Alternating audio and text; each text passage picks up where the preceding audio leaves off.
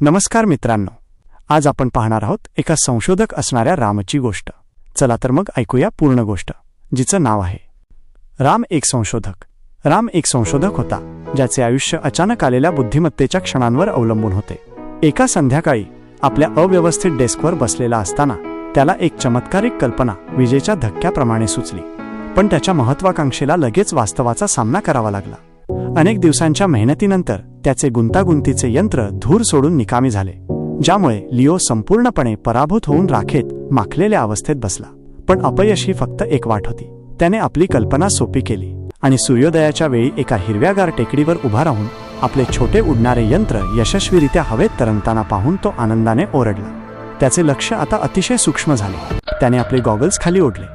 एक लहान wire solder करताना तो प्रत्येक लहान तपशिलावर तीव्र लक्ष देत होता। लवकरच त्याला जंगलात एक विचित्र परग्रहावरील वस्तूसारखा भाग सापडला, ज्यामुळे तो पूर्णपणे गोंधळलेला दिसला। हे रहस्य सोडवण्यासाठी त्याला मदतीची गरज होती, म्हणून त्याने आपला नकाशा आणि उत्साह आपल्या लहान रोबोट मित्रासोबत सामायिक केला। शेवटी निर्मिती आणि शोधाच्या लांब प्रक्रियेनंतर या प्रतिभावान संशोधकाला शांतता मिळाली। तो आपल्या आवडत्या खुर्चीत पडला, छातीवर पुस्तक घेऊन शांतपणे झोपला। उद्याच्या पुढील मोठ्या आव्हानासाठी सज्ज झाला। व्हिडिओ आवडल्यास व्हिडिओला लाईक करा आणि चॅनलला सबस्क्राईब करा।